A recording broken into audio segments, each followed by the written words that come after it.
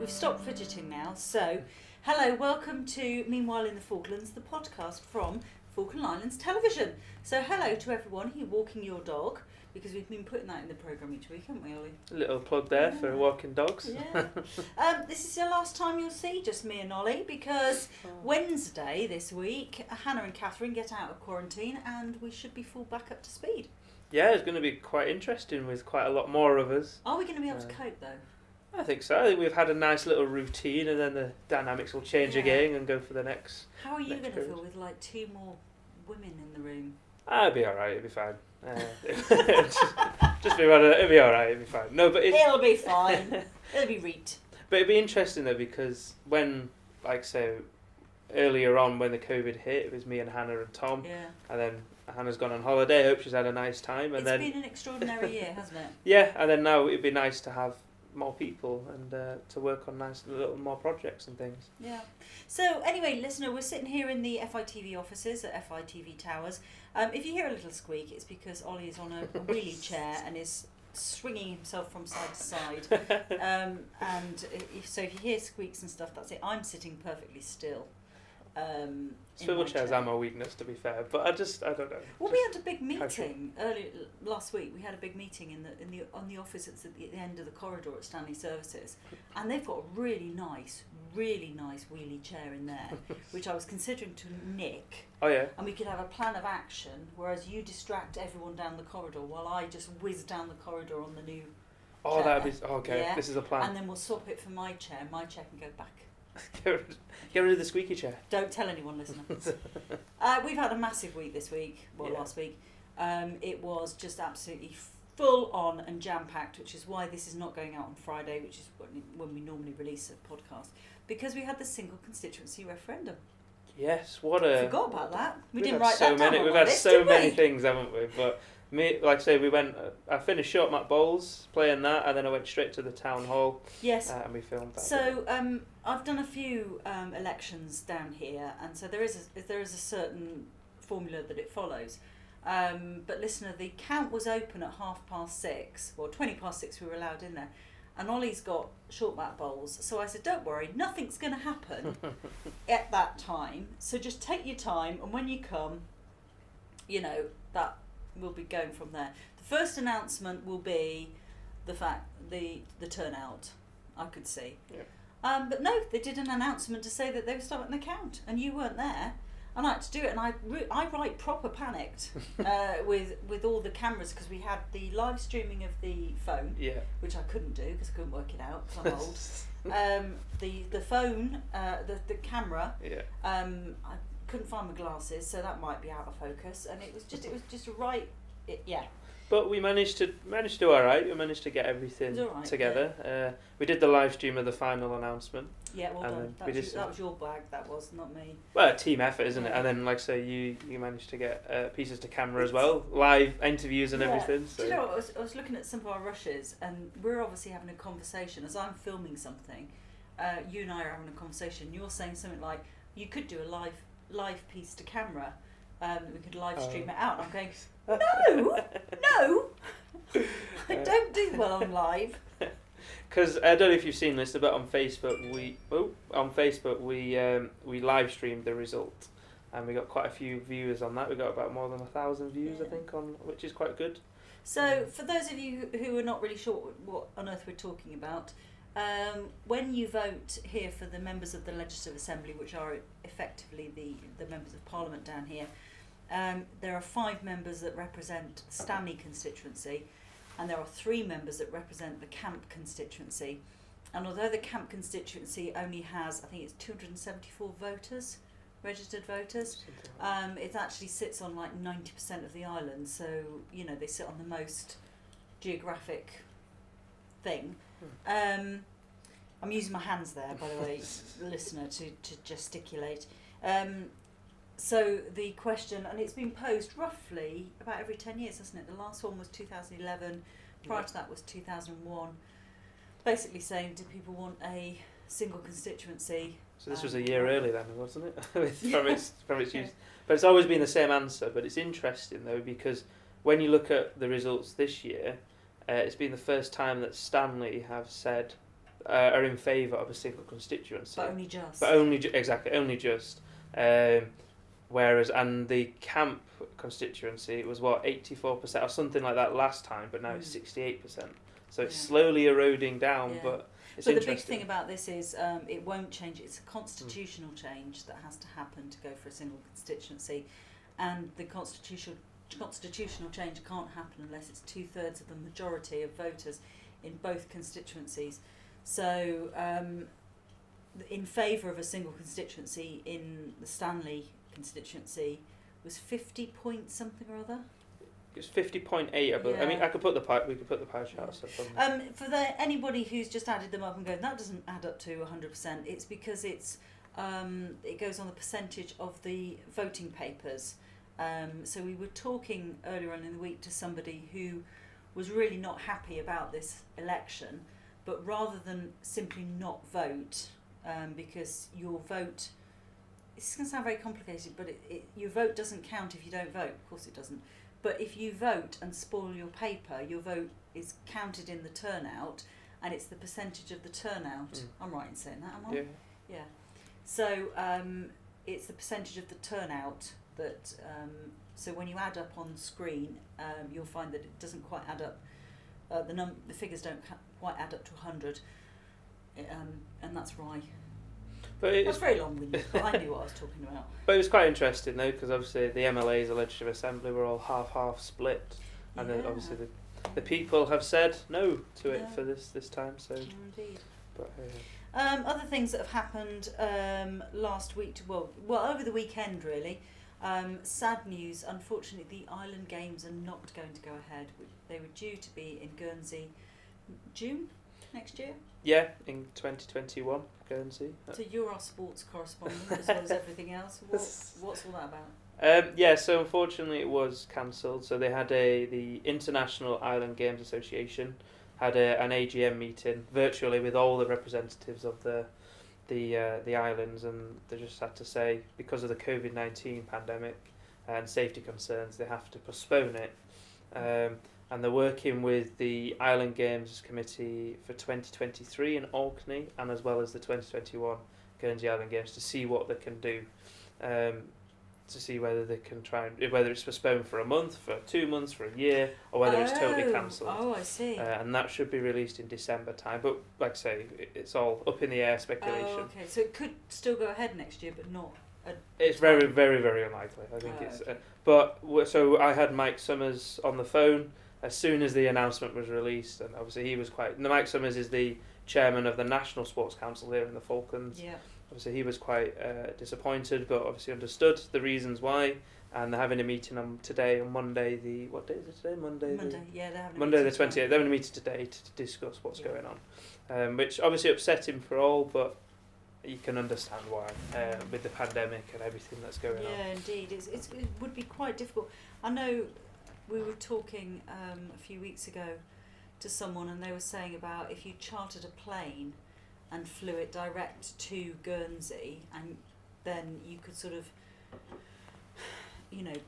go sort some of the problems out, but that's not going to work, especially for the Falkland Islands, because it's such a long way anyway, to be able to do that. And a lot of the islands, Sark, when I went in Gotland, which was a couple of years ago, Sark only had like 4 competitors. Well, they're not going to charter a plane, are they? No. 4 competitors. Anyway.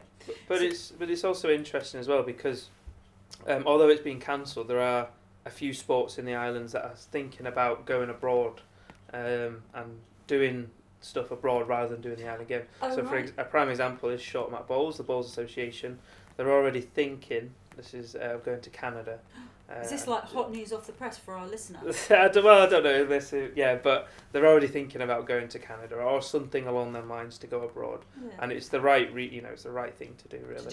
To do an international tournament. Well, like I say, all the sports people that are here have been preparing for the Island Games, and then for it just to stop. Yeah. It did happen a few years ago with the archery club, because it was going to be. The Island Games was going to be on an island, I can't remember which one it was, that wouldn't have an archery competition. So the archery club here instead went to Jersey, actually, for a Right. competition in Jersey instead. So, you know, there are ways around it. Like, you do need that international competition, though, don't you? Yeah, So absolutely. it'd be against something else. Maybe they'll do another MPA. Yeah. Sorry, MPC. Oh, God, slap on the wrist for that. NPC. MPC versus Stanley, perhaps later in the summer, because we are coming into summer, listener, and we're going to put some pictures up on the YouTube channel for this one, aren't we? Awesome. With some absolutely cool. We've had Saturday was cracking, wasn't it? It's gorgeous. Yeah, and Sunday as And well. Sunday It was was both the cracking, whole yeah. weekend. It was gorgeous. Got some really nice sunset pictures as well. Oh, that I yeah, had to raise awareness So to that. yeah, listener. Ollie took some pictures. Well, I took some pictures as well, but Ollie's are much better. No filter. No, absolutely no filter at all. Yeah, basically, I don't know how it happened. On his Android phone as well, listener. Not an iPhone, on an Android phone. Really nice. No, what I've got to say is that the sunset was going down, and then the for some odd reason the sky turned purple, Yeah. yellow, Yeah. orange, etc. Yeah. So I was at Cape Pembroke Lighthouse. I was like, oh, can I get a reflection of it in the water? And then went really down low, took a nice little shot. Like I say, it'll be on the YouTube one, but really down low, took a nice picture and got the reflection of it in purple and got it in yellow and red as well. Yeah. So it was awesome. Yeah, but no filter on it. No, absolutely no filter at all on that one. I was on my way to a dinner out with some friends, and we stop that car so we can get out and take a photograph of it. And so I've got the cathedral in silhouette up there. So I'm not as dramatic as yours. Yours are lovely and taken very well. But yeah, it's been one of those weekends. So Sunday, you went off to Middle Earth, didn't you? Middle Earth. Yeah, do some tussock planting on Middle Earth. That's it. That's the one. Yeah. I went to Middle Island, but we'll go with Middle Earth. So it sounds a bit more epic. Middle Earth, It sounds a bit more epic. No, Middle Island with conservation and Georgia seafoods. And first we went to Green Island to pick up some. Well, first of all, you got to. How did you get there? Because you drove had no idea where you were going, No. did you? So you had to pick up Triana from the radio station to go with you, who knew where she was going. yeah. So we went to Mare Harbour, which is near NPC, and yeah, so we got a nice little, I don't know, we call them launch. Do you call them little boat really, with a delegation of about 10 people, and we travelled across there to Green Island, owned by Sally Ponce, Mm-hmm. and picked up some nice tussock grass there because it was recovered from a fire. And then took that over to Middle Island, or Middle Earth, as we say. Middle Earth, yeah. And took that over there because it's in desperate need of tussock plants there to stop the erosion and things like that. But like I say, there'll be a bit more in depth the piece this week on FITV. Week 501. 501, Week 501. So we did. If you're watching Week 500, there was a little clip there with some past members of the team who had read the news at one stage or another. It was nice looking back on all of those. I can imagine. So you've been here since day dot. Bit of a mammoth task. I mean, that took me like all of 2 days really to do that. Anyway, while Ollie was in Middle Earth doing his tussock planting, I was at Tourism Day, which had been organised because it was World Tourism Day. Yeah, I think it was a World Tourism Day, and the tourist board down here had organised a little expo in the Jetty Centre with a lot of the places that you can get tourism experiences from down here. But they did a scavenger hunt, which I've not been to down here before. So there was 4 of us in the car, and we tootled around for... Tootled? Yeah, we did. We tootled around to go, because you had to do selfies. In all these different places around Stanley, so you had to have a selfie with one of the planets, because there's an art installation along the front where you've got the sun, and then all the other planets at the correct distance, I think. Obviously not the real distance. Scaled down a bit. Scaled down a bit. Apparently it takes you 45 minutes to walk from the sun to Pluto, because it was made when Pluto was actually a planet still. I haven't done that yet. I probably need to. Oh yeah, need to should go and do it. Do that. Yeah. It's good fun. I think somebody nicked has broken off one of the planets. Oh dear. There's a geocache down there as well. Is there? Yeah. But how many people went to the World Tourism? Were there quite a few? Yeah, there were 17 teams went into the scavenger hunt. Oh, brilliant. So you had to do all these selfies. Then you had to go and collect some Falklands wool, something made in the Falklands, a shell, some driftwood. Oh, cool. A stamp, an image of a local plant, things like that. It was really well organised, and it was a brilliant morning's work.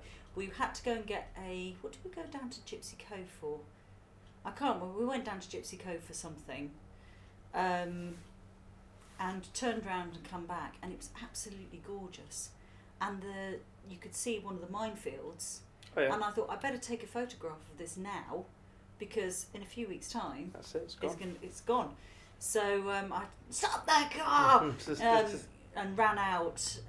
Very disappointing, actually, listener, because there was an empty packet of sweets sitting in the dunes, which I was not happy about, so I picked up that to put in the bin. But anyway, absolutely gorgeous pictures out there. So I think we lost. That was my next question. Win. Did you win? No, we didn't win. I think we came sort of like 5th, 6th, something like that. All right, not too bad. The time that we did. But the people who won did it in like 1 hour 48 minutes. It's the taking part that counts, as they all say. Do you know what it was? We all of us really enjoyed doing that. So if it ever happens again, listener, I highly recommend you join in on that. So anyway, looking at this week, because we're recording this on Monday afternoon, it's 4:10 at the moment. Yep. Not so much a busy week this week, but we still have got a full programme on its way to you for Friday. You've got some interviews going along on Wednesday, haven't you? Is that for a piece on Bodie Creek, isn't it? Bodie Creek Bridge. Yeah, so in the Book of All Knowledge, as the listener might be aware, so the history book that Paula gave me, there is an anniversary of Bodie Creek Bridge, which was quite a big structure back in the day, wasn't it? It's quite an important structure. Yeah, possibly, although somebody has said that's not true, but possibly the most southerly suspension bridge in the world. Oh, well, I'm sure we'll be able to find out on Wednesday. But I was speaking to Terry and Joan Spruce on Wednesday about it, who know a lot more than I do about it. Joan is a fantastic historian, and we've got a couple of her books actually knocking around. So, brilliant. Yeah, she's done a couple of books on that, on history stuff. And then we'll be talking to Mike Summers as well about a bit more clarity on the Island Games and what's going on in terms of the Falkland sporting Very scene. disappointing for people. But as I was talking to somebody earlier this morning who is part of the team and that was going to go out there, and he said, it could just give you extra few months to get your training done and stuff. And then I'll be back in a minefield as well. You seem to spend your life in minefields, actually, this last couple of weeks. Well, this is the thing, because in 2 months' time, that's it. We can't ask the deminers to come back and just say, wait for a shot. So if we have all this footage, then we could, in 10 years down the line, in 20 years down the line, it'll never be like that again. Yeah. And this has been a 38-year project where throughout the years people have said, oh, it can't be done, it won't be done, and then it's coming to the end in November, all this demining. So like I say, I'm just trying to get as much footage as we can, many interviews as we can, and this one is I'm taking up the good old drone to fly up. Love that, don't you? I'm taking the drone to fly up. Ollie and I were on Fipass on Saturday morning. Well, you were up very early on Saturday morning to do it. Then you came round to my house and we had breakfast and then went out again. Very good breakfast. We did well, but it was a bit too windy, wasn't it, the second time round? Because you showed me the footage of the drone in forward mode, but actually being pushed backwards due to the wind. So in the morning, don't worry, it was all safe. I was safe. I can fly it safe. I've had quite a good experience on it. But because it was so windy in the morning, I tried putting the rotors forward, but the wind was so strong it was pulling it backwards. But the reason why is because the higher you go, the stronger the wind falls. Right. So it came down pretty quick. Yeah, and I had to decide that's it. I can't fly this higher. But then the second time around, when we were doing the actual filming, the wind was pretty much non-existent, so we got some nice shots of that. It went down, didn't it? And the sun was shining as well. So you're doing a piece on drones. You did a piece on drones, which should have gone into the programme last week, but was pulled at the last minute because Listener, you had like nearly an hour's worth of stuff from us last week. Don't be expecting that every week. This week we're going to go back to 20 odd minutes. But yes, last week you did it. I was watching it actually. It's very informative. It's very difficult here. Well, it's very difficult, I think, anywhere because the drones are just so easy to buy, aren't they? Absolutely, and if you're like me, quite excited about technology and new gadgets and gizmos. That's what we have to deal with, listener. Don't know if you heard that. And Steve's sneezing down the corridor in his office. His meter's away as well. No, like I say, if you got gadgets and gizmos, people are going to buy a drone and then fly it straight away up in the air. When in reality, there's military that are flying, that are doing the training. There is the civil aviation, so fire gas that are flying around. Low flights as well for some of them. Yes. So it's important to tell fire gas, and there is some legislation around it. So it's safe before you fly up in the air. Absolutely. And like I say, when we do it, FITV, we have to apply for a license. Yep. We can only go a certain height, and we have to call fire gas just to make sure everyone's safe and everyone knows where we are. That's very safe, isn't it? A very sensible thing to do, and quite right. There's been a couple of times, once last week when it was absolutely glorious, dead calm.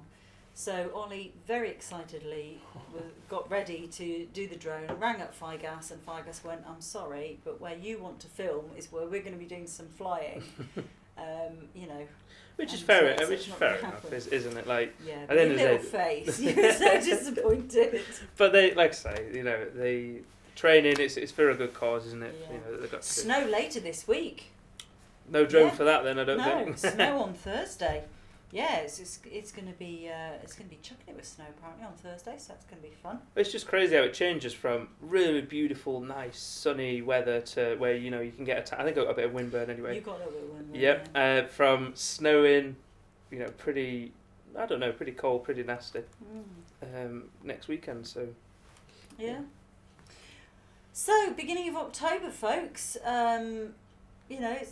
If you haven't already got your tomato plants in, you should have them. I noticed when I went to Stanley Growers earlier in the week, they were doing a roaring trade on little seedling plants they'd done. And I went round to somebody's house and they had a tray of tomato seeds just sprouting in their lounge. So yeah, get it done. It's a very good point actually, because we were thinking of doing that. So do it now. In the FITV house, we've got a polytunnel, so we might give that a go. In the window, yeah.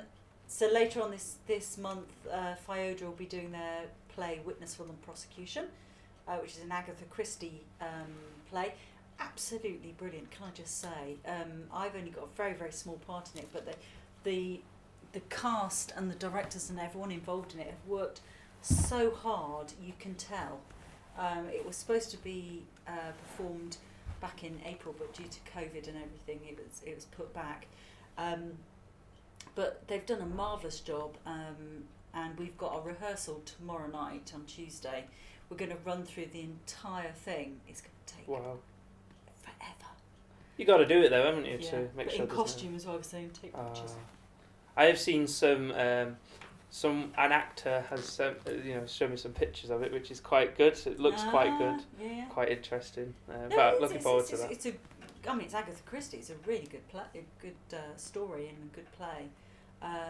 But the acting in it is just phenomenal, and it's one of those plays where it suits FIODRA down to the ground.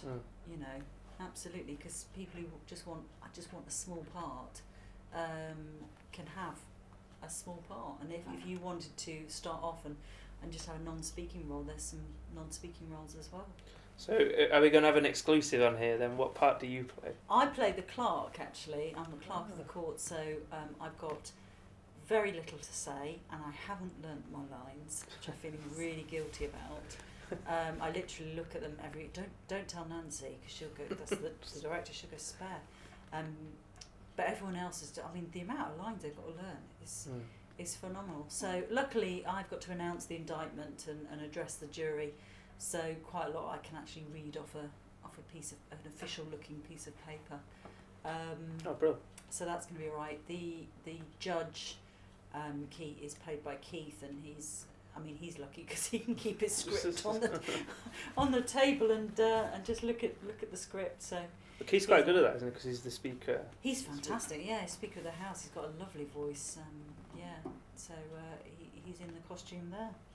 Oh, brilliant. So I think that sort of brings us to the end of the podcast for this week. I'm sorry it's not more energetic and think, what were you working on before we came in here to record this? World Mental Health Day. Oh, World Mental Health Day. So Ruth has written some poems, hasn't she, that you were... Yeah, so from Team Tranquil. So we've four poems every week, so as in one poem every week, so there's 4 poems in total in the lead up to World Mental Health Day, and she's some nice poems, and we've put some nice little, nice cover shots over, a bit more calming, so the first week we had nice epic drone shots of the beach and They're things really like that. nice for the beaches, yeah. Yeah, and then we had the following week we had, I think, people being active, people doing stuff, and then this week we've got wildlife and nice little wildlife filming, so it should be quite good. I've been looking at the documentary about drag in the Falklands, which will be going out hopefully in November.